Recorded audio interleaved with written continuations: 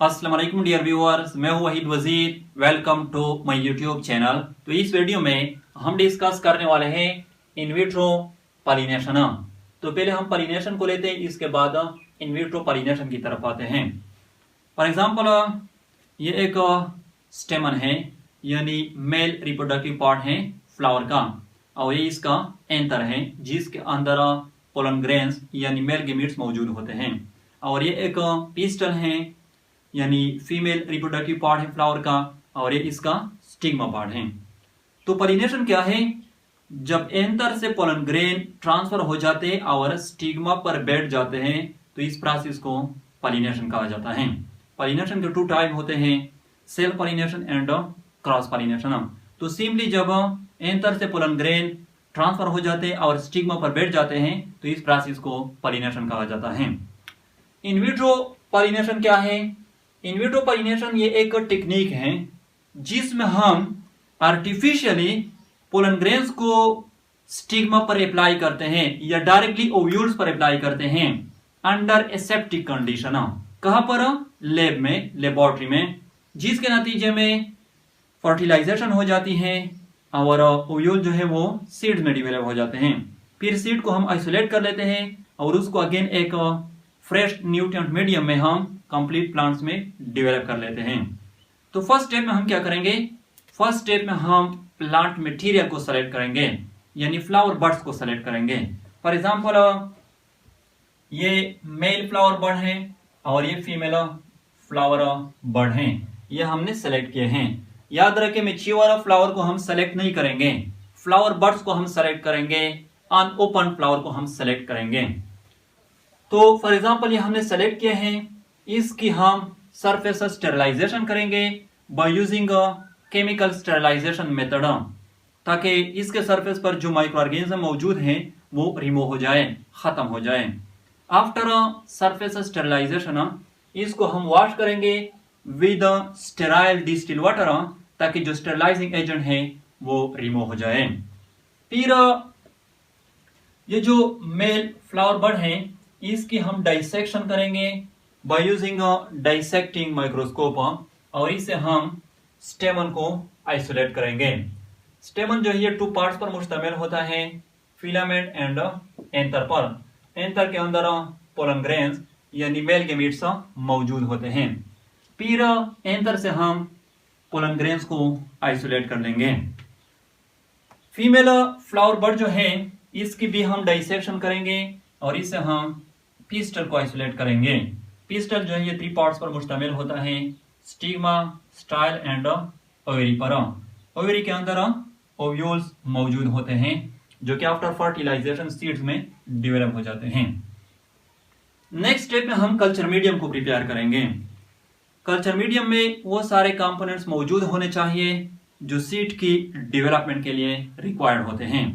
तो जब हम कल्चर मीडियम को प्रिपेयर कर लेंगे, फिर ये जो पिस्टल है इसको हम कल्चर मीडियम में रख लेंगे। इसके बाद ये जो पोलन ग्रेन है इसको हम स्टिग्मा पर अप्लाई कर लेंगे, यहाँ पर इसको हम रख लेंगे। कुछ टाइम के बाद ये जो पोलन ग्रेन है ये पोलन ट्यूब को डेवलप कर लेंगे। पोलन ट्यूब को, इस पोलन ट्यूब के थ्रू जो स्पर्म सेल्स होते हैं वो नीचे आ जाएंगे ओवरी में और ओव्यूल्स के साथ फ्यूज हो जाएंगे, यानी फर्टिलाइजेशन हो जाएगी।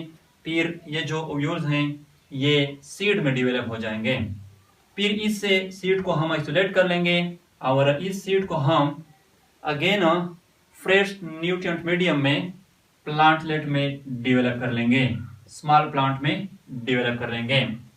तो ये था इन विट्रो पॉलिनेशन टेक्निक। इसके 2 टाइप हैं। फर्स्ट वन है स्टिग्मेटिक पॉलिनेशन और सेकंड वन है direct ovular pollination. Stigmatic pollination में हम क्या करते हैं, जो पोलन ग्रेन होते हैं उसको हम स्टिग्मा पर अप्लाई करते हैं, लेकिन ये टेक्निक हम तब करते हैं जब स्टिग्मा जो है ये फ्रेश हो, रिसेप्टिव हो, फंक्शनल हो। डायरेक्ट ओव्यूलर पॉलिनेशन में हम जो पोलन ग्रेन होते हैं उसको डायरेक्टली ओव्यूल्स पर अप्लाई करते हैं। ये टेक्निक हम तब करते हैं जब स्टिग्मा जो है ये या नॉन फंक्शनल हो या कंप्लीटली एब्सेंट हो। नेक्स्ट जो है वो है फैक्टर्स अफेक्टिंग इन विट्रो पॉलिनेशन, यानी वो फैक्टर्स जो इन विट्रो पॉलिनेशन को इफेक्ट करती हैं। तो फर्स्ट जो फैक्टर है वो है पोलन वाइएबिलिटी। याद रखें इन विट्रो पॉलिनेशन में जो पोलन ग्रेन हम यूज करेंगे वो फ्रेश होने चाहिए और वाइएबल होने चाहिए। सेकेंड वन है कल्चर मीडियम। ये तो हम बार बार कहते हैं कि जो कल्चर मीडियम हम तैयार करेंगे वो एक्स प्लांट के रिक्वायरमेंट्स के मुताबिक तैयार करेंगे, यानी एक्स प्लांट के रिक्वायरमेंट्स क्या है उसके मुताबिक तैयार करेंगे। यहाँ पर जो हम तैयार करेंगे वो सीड डेवलपमेंट के लिए कौन कौन से कंपोनेंट्स रिक्वायर्ड होते हैं उसको हम यूज करेंगे, उसके मुताबिक हम प्रिपेयर करेंगे। थर्ड वन है स्टेरिलिटी। ये भी हम बार बार कहते हैं कि जो टिश्यू कल्चर टेक्निक हम परफॉर्म करेंगे वो एसेप्टिक कंडीशन में हम परफॉर्म करेंगे। Aseptic condition, micro organism free condition में हम परफॉर्म करेंगे। फोर्थ वन है इन्वायरमेंटल कंडीशन। इसमें टेम्परेचर, लाइट, ह्यूमिडिटी ये आती हैं। नेक्स्ट है हमारे पास एप्लीकेशन, यानी इन विट्रो पॉलिनेशन जो है ये हम क्यों करते हैं। तो फर्स्ट जो एप्लीकेशन है वो है ओवरकमिंग पॉलिनेशन बैरियर्स। बाज ऐसे प्लांट्स होते हैं जो एक दूसरे से बहुत दूर होते हैं, यानी एक दूसरे से ज्यादा डिस्टेंस पर होते हैं, तो उसमें नेचुरल पॉलिनेशन के चांसेस इंतहाई कम होते हैं, तो उस पर हम इन विट्रो पॉलिनेशन टेक्निक को अप्लाई करते हैं। सेकंड एप्लीकेशन है हाइब्रिड प्रोडक्शन। इन विट्रो पॉलिनेशन के थ्रू हम हाइब्रिड प्लांट को डेवलप कर सकते हैं, प्रोड्यूस कर सकते हैं। थर्ड वन है seed production in sterile plants. बस ऐसे प्लांट्स होते हैं जिसमें नेचुरली सीड प्रोडक्शन के चांसेस इंतहाई कम होते हैं, तो उस पर भी हम इन विट्रो पॉलिनेशन टेक्निक को अप्लाई करते हैं। फोर्थ वन है जेनेटिक स्टडीज। अगर हम पोलन जर्मिनेशन या पोलन ट्यूब ग्रोथ या फर्टिलाइजेशन मैकेनिज्म को स्टडी करना चाहते हैं तो उसके लिए हम इन विट्रो पॉलिनेशन टेक्निक को परफॉर्म करेंगे। फिफ्थ वन है conservation of endanger species. Endanger species वो स्पीशीज होते हैं जो दुनिया से खत्म होने वाले हैं, तो इन विट्रो पॉलिनेशन टेक्निक के थ्रू हम इंडेंजर स्पीशीज को कंजर्व कर सकते हैं, उसकी तादाद को हम इंक्रीज कर सकते हैं। तो ये था इन विट्रो पॉलिनेशन। आई होप आप लोगों को वीडियो अच्छी लगी होगी। Thank you.